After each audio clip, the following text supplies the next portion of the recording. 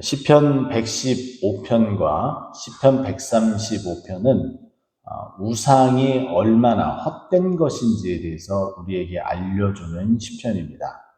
우리가 읽진 않았지만 시편 115편 4절부터 8절까지 말씀을 보면은 그 우상이 어떠한 존재인지 우리에게 알려주고 있죠. 우상은 사람이 만든 수곡물, 사람들이 만든 것에 불과하다라고 이야기를 하고, 입이 있어도 말하지 못하고, 눈이 있어도 보지 못하고, 귀가 있어도 듣지 못하고, 코가 있어도 냄새 맡지 못하고, 손이 있어도 만지지 못하며, 발이 있어도 걷지 못하고, 목구멍이 있어도 작은 소리조차 내지 못하는 존재일 뿐이다 라고 이렇게 이야기를 합니다. 이것만 들어도 당연히 우리는 멀리 해야 됨에도 불구하고 많은 사람들은 어떻게 이 우상에게 다가가는지 8절에 이렇게 이야기합니다. 그것을 의지하는 자가 있다라는 거예요. 그것을 만드는 자도 있고 의지하는 자도 있다. 그런데 그렇게 그것을 만들고 의지하는 자는 그 우상과 똑같이 여기 언급된 대로 입이 있어도 눈이 있어도 귀가 있어도 코가 있어도 또 손이 있어도 발이 있어도 목구멍이 있어도 어떠한 그 기능조차도 하지 못하는 존재일 뿐이다. 그렇게 이야기를 합니다. 제가 오늘 이 본문을 왜 이 부분을 잡지를 않고 9절부터 이렇게 15절까지 잡았는지에 대해서는 이 단어 때문에 그렇다라고 볼 수가 있는데 8절 마지막에 보면은 그것을, 여기서 그것은 우상이겠죠. 그 우상들을 의지하는 자는 다 그와 같으니라. 그러니까 우상을 의지하면은 정말 별 볼 일 없고 아무런 기능조차, 사람 구실조차 못하는 존재일 밖에 없다라는 말을 해주고 있는 반면에 그 우상을 의지하는 것이 아니라 여호와를 의지하는 경우는 어떠냐? 도대체 여호와를 의지하면 우상을 의지하는 것과 무엇이 다르냐? 그것을 우리에게 알려주고 있어요. 그러면서 여호와를 의지하라. 우상을 의지하지 말고 여호와를 의지해라. 그렇게 의지하는 그 여호와는 우상과는 달리 여호와께서 너희의 도움이 되시고 방패가 되신다. 첫 번째 이렇게 이야기를 합니다. 그리고 나서 10절에 들어가서도 아론의 집이여 여호와를 의지하라. 그는 너희의 도움이시오 방패시로다. 똑같은 얘기를 하지만은 조금 다른 뉘앙스입니다.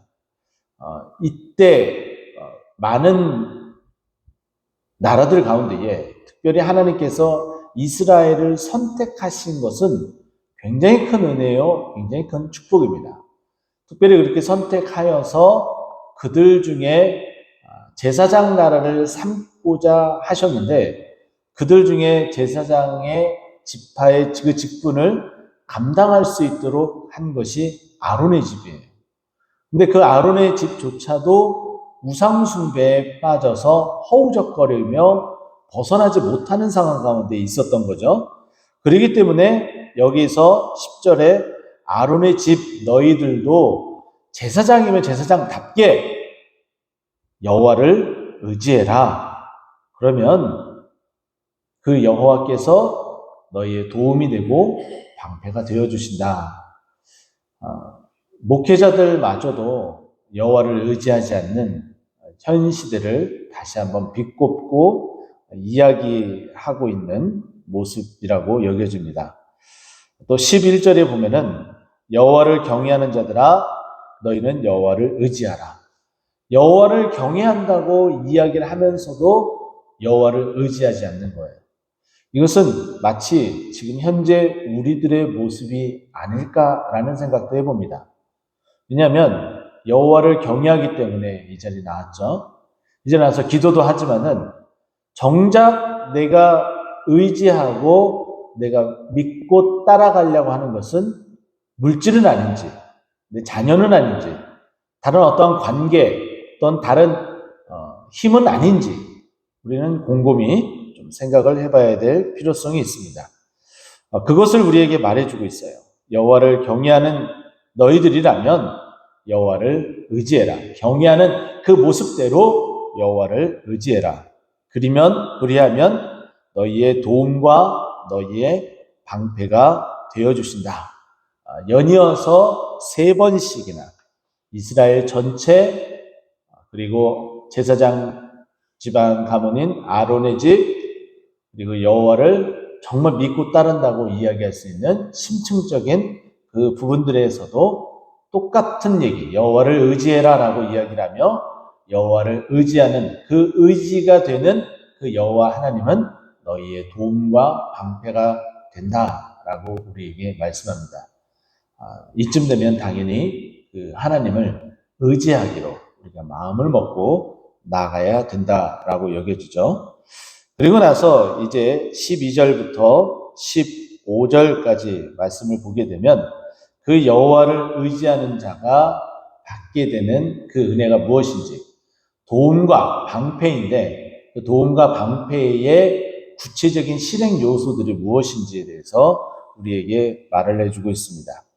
여호와께서 우리를 생각하사 복을 주시되 이스라엘 집에도 복을 주시고 아론의 집에도 복을 주시고, 12절에 나타나는 이스라엘의 집, 이거는 9절에 해당이 된다고 볼 수가 있고, 그리고 아론의 집, 이것은 10절에 해당된다고 볼 수가 있겠죠. 자, 이렇게 반복을 해서 또다시 말을 하는 것은 너희가 하나님의 도움을 받고 그리고 방패로 호위하시고 보호함을 받기 위해서라면 당연히 여호와를 의지해야 되고, 그렇게 하는 것이 너희가 복받는 길이다 라는 것을 말해주고 있습니다. 또 13절, 높은 사람이나 낮은 사람이나 막론하고 여호와를 경외하는 자들에게 복을 주시리로다. 아까 11절에 언급된 대로 이제는 13절에서 그 여호와를 경외하는 자가 받게 될 복, 그것이 무엇인지, 도움과 또 방패가 무엇인지 그것이 복으로서 표현을 해주고 있습니다. 그리고 나서 이제 14절과 15절, 이제 마지막 종착역에 다다라서 이렇게 이야기를 하죠. 여호와께서 너희를, 곧 너희와 너희의 자손을 더 번창하게 하시기를 원하노라. 너희는 천지를 지으신 여호와께 복을 받은 자로다 라고 이야기를 하면서 마무리를 하고 있습니다. 하나님께서 우리뿐만 아니라 우리의 자손에게까지 그 은혜와 복을 주시겠다라고 이야기를 하죠. 어제 말씀을 나누며 민수기 6장 24절 말씀을 인용을 했었습니다. 여호와는 내게 복을 주시고 너를 어떻게 하기를, 지키시기를 어떻게 하신다고요? 원하며. 하나님이 원하시는 일이에요. 우리에게 복을 주시는 것, 그거 하나님이 원하시는 일이고요. 그리고 하나님이 원하시는 것, 그거 우리를 지키시는 일이에요. 근데 오늘 본문 말씀 보니까 우리를 도와주시고 어떻게 하신다고요? 방패, 지켜주신다라고 이야기를 하고 있어요. 그리고 나서 너희를 도와주고 지켜주는 그 방패가 되어주는 것, 결국은 너희에게 복을 주기 위함이다. 그러니 너희는 여호와를 경외하고 의지해라. 우상 따위를 의지하지 말고 온전히 여호와만을 의지해라 라고 시편 기자가 목소리 높여서 이야기를 합니다. 오늘 하루가 이와 같은 은혜 또 복된 하루가 되기를 간절히 축원드립니다. 기도하겠습니다.